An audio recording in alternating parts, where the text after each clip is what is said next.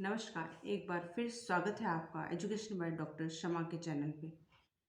आज हम राजस्थान ज्योग्राफी से कुछ प्रश्न लेंगे जो द्वितीय श्रेणी अध्यापक के प्रश्न पत्र प्रथम के महत्वपूर्ण तथ्य हो सकते हैं और वहाँ से सवाल आ सकते हैं। राजस्थान का सामान्य परिचय और उसकी सीमाएं राजस्थान की सभी परीक्षाओं में पूछे जाते हैं।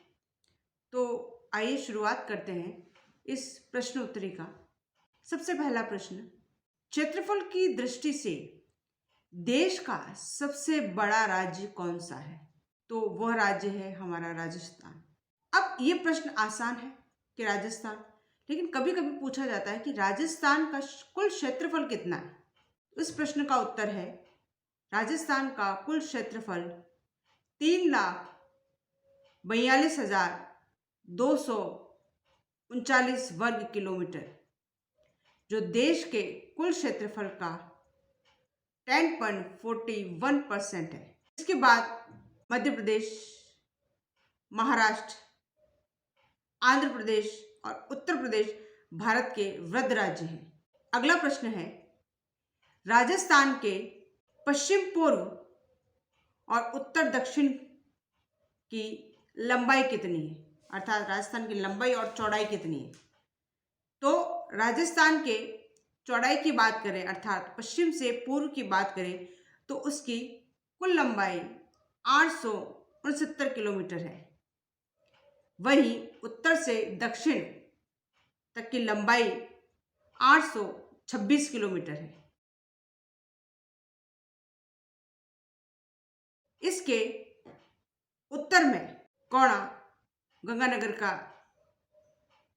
एक जिला है, वहां से लेकर दक्षिण के गांव बोरकुंड, बांसवाड़ा तक इसकी लंबाई है, जो हमने कहा कि 826 है। उसी प्रकार इसकी चौड़ाई की बात की जाए तो कटरा जैसलमेर से लगाकर सिलाना धौलपुर तक इसकी चौड़ाई है, जो हमने कहा है 869 किलोमीटर है। अगला प्रश्न है, राज्य की आकृति कैसी है? यह प्रश्न भी काफी पूछा जाता है कि राजस्थान की आकृति कैसी है। तो राजस्थान की आकृति पतंगाकार है, जिसे कहते हैं हम विषम कोणीय चतुर्भुजकार। अगला प्रश्न है, राजस्थान में कर्क रेखा 23.5 डिग्री उत्तरी अक्षांश जो होती है, वह कौन से राजस्थान के दो दक्षिण के जिलों को छूकर जाती है? तो वो दो जिले हैं डूंगरपुर और बांसवाड़ा। सर्वाधिक वो बांसवाड़ा को छूती है और थोड़ा सा डूंगरपुर को टच होकर जाती है। अब यही है एक प्रश्न आता है कि राज्य का वो कौन सा जिला है जो कर्क रेखा से सबसे दूर है? तो वह जिला है गंगानगर। इस जिले में सूर्य की किरणें सबसे तिरछी होती है। अगला प्रश्न है, राजस्थान के वे कितने जिले हैं जो कि या तो अंतर्राष्ट्रीय या अंतर्राज्य सीमाओं को छूते हैं? तो राजस्थान में जो है कुल 33 जिले हैं, जिसमें से 25 जिले ऐसे हैं जो अंतर्राष्ट्रीय या अंतर्राज्य सीमाओं को छूता है। अगला प्रश्न है, राज्य का वो कौन सा जिला है जिसकी सीमाएं सर्वाधिक जिलों से मिलती है? तो वो है पाली जिला, जो 8 जिलों की सीमाओं को छूता है, जिसमें जालोर, सिरोही, उदयपुर, राजसमंद, अजमेर, नागौर, जोधपुर और बाड़मेर जिले हैं जो पाली को छूते हैं। अगला प्रश्न है, स्वतंत्रता प्राप्ति के समय राज्य में कितनी देशी रियासतें, ठिकाने व केंद्र शासित प्रदेश थे? इस प्रश्न का उत्तर है, स्वतंत्रता प्राप्ति के समय राजस्थान में 19 देशी रियासतें थी, 3 ठिकाने थे और एक अजमेर मेरवाड़ा केंद्र शासित प्रदेश था। जैसा हमें विदित है कि राजस्थान का एकीकरण मुख्य रूप से 7 चरणों में पूरा हुआ। 26 जनवरी 1950 को राज्य में जिलों की संख्या 25 थी। याद रखें, 26 जनवरी जब देश गणतंत्र हुआ तब राज्य में जिलों की संख्या 25 थी और वर्तमान में 33 है। राजस्थान का 26वां जिला अजमेर को बनाया गया 1 नवंबर 1956 में। राजस्थान का 27वां जिला धौलपुर था और 28, 29, 30वां जिला क्रमशः बारां, दौसा और राजसमंद को बनाया गया। राजस्थान का 31वां जिला हनुमानगढ़, 32वां करौली और 33वां जिला प्रतापगढ़ को बनाया गया।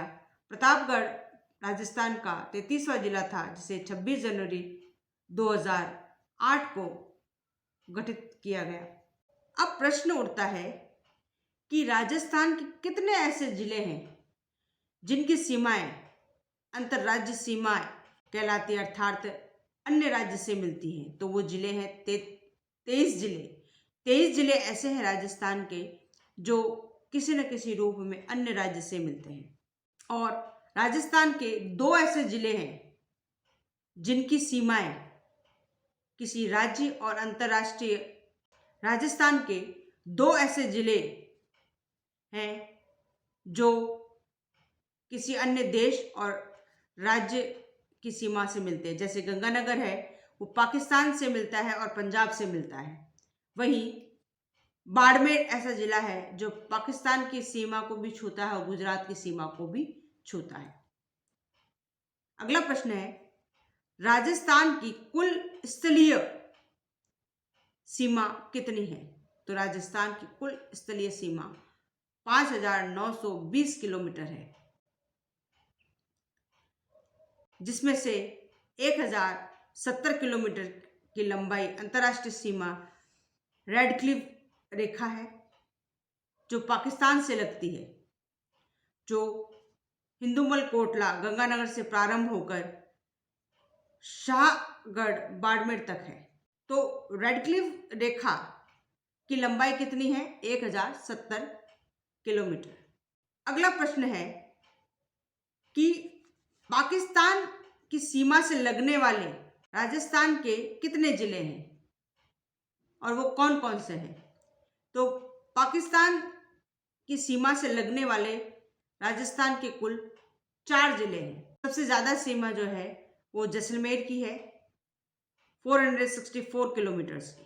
अगला जिला है बाड़मेर, जिसकी 228 किलोमीटर की सीमा पाकिस्तान से लगती है।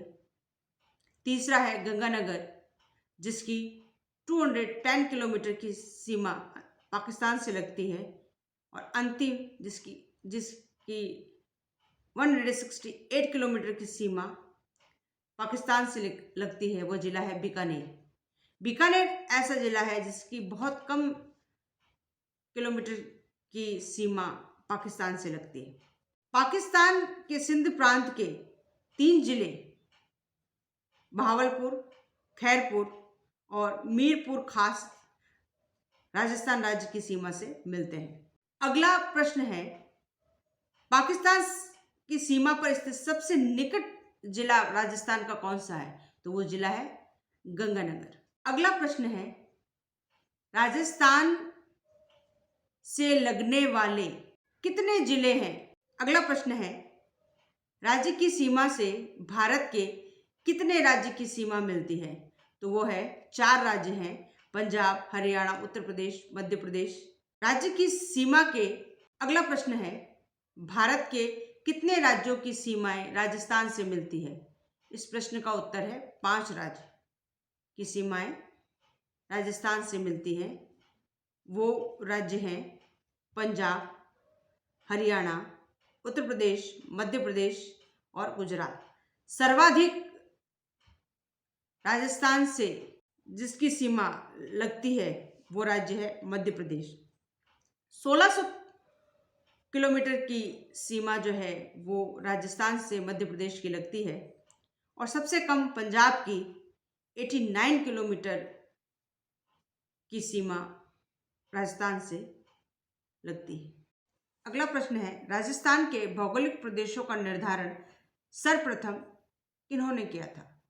तो राजस्थान के भौगोलिक प्रदेशों का निर्धारण सर्वप्रथम प्रोफेसर वीसी मिश्रा ने किया था अपनी पुस्तक राजस्थान का भूगोल 1968 में। उन्होंने राजस्थान को 7 भौगोलिक प्रदेशों में बांटा था। अगला प्रश्न है, प्रोफेसर राम लोचन सिंह ने 1971 में राजस्थान को कितने भौगोलिक प्रदेशों में बांटा था? तो उन्होंने राजस्थान को मुख्यतः 2 भौगोलिक प्रदेशों में बांटा था। उन्होंने उप प्रदेशों की संख्या 4 और 12 लघु भागों में बांटा था। अगला प्रश्न है, सामान्यतः राजस्थान को कितने भौगोलिक प्रदेशों में बांटा गया है? तो सामान्यतः राजस्थान को 4 भौगोलिक प्रदेशों में बांटा गया है। पहला है पश्चिमी मरुस्थलीय प्रदेश, दूसरा अरावली पर्वतीय प्रदेश, तीसरा है पूर्व मैदानी प्रदेश और तीसरा है दक्षिण पूर्वी पठारी भाग। अगला प्रश्न है, मरुस्थलीय प्रदेश में कुल कितने जिले आते हैं? तो मरु प्रदेश में कुल 12 जिले आते हैं, जिसमें से 6 पूर्णतः मरुस्थल हैं और 6 अर्ध मरुस्थल हैं। पूर्णतः मरुस्थलीय जिले हैं गंगानगर, हनुमानगढ़, जोधपुर, बीकानेर, जैसलमेर और बाड़मेर। 6 अर्ध मरुस्थलीय जिले हैं शेखावाटी के 3 जिले चूरू, झुंझुनू और सीकर। इसके अलावा 3 जिले जालोर, पाली और नागौर हैं जो अर्ध मरुस्थलीय हैं। अगला प्रश्न है कि रेतीली मरुस्थल का विस्तार संपूर्ण क्षेत्र का कितना प्रतिशत है? कि भाई जो मरुस्थलीय क्षेत्र है उसमें जो है वो रेतीली मरुस्थलीय प्रदेश का विस्तार कितना है? तो वो है 85%। अगला प्रश्न है, काप प्रकार की मिट्टी कहाँ पर है सबसे ज्यादा? तो वह है गंगानगर जिले में काप प्रकार की मिट्टी है। अगला प्रश्न है, मरुस्थलीय प्रदेश में सिंचाई के प्रमुख जो है वो किससे होती है? तो वो है गंग नहर, इंदिरा गांधी नहर और भाखड़ा नागर बांध। इससे सबसे ज्यादा जो है सिंचाई होती है। अगला प्रश्न है, मरुस्थल प्रदेश के प्रमुख नमक उद्योग केंद्र कहाँ हैं? तो वो है डीडवाना, सांबर, कुचामन और सुजानगढ़, जहां पर नमक उद्योग सबसे ज्यादा है। दूसरा राजस्थान का भौगोलिक प्रदेश है अरावली प्रदेश। यहाँ से मुख्यतः प्रश्न पूछे जाते हैं कि राजस्थान का योजना प्रदेश किसे कहा जाता है? तो राजस्थान का योजना प्रदेश अरावली प्रदेश को कहा जाता है। अगला प्रश्न है, भूगर्भीय संरचना की दृष्टि से अरावली किस काल की श्रेणी में आती है? तो वह काल है प्री कैम्बियम काल। अगला प्रश्न यहीं से पूछा जाता है कि अरावली प्रदेश कितने उप प्रदेशों में विभाजित है? तो अरावली को मुख्यतः 3 भागों में विभाजित किया जाता है, उत्तरी अरावली, मध्य अरावली और दक्षिणी अरावली। अगला प्रश्न है, दक्षिणी अरावली की मुख्य चोटियां कौन कौन सी हैं? तो दक्षिणी अरावली की मुख्य चोटियां गुरु शिखर, जिसकी कुल ऊंचाई 1722 मीटर है। सैर की जो दूसरी सबसे ऊंची चोटी है दक्षिणी अरावली की, उसकी कुल ऊंचाई है वह है 1597 मीटर।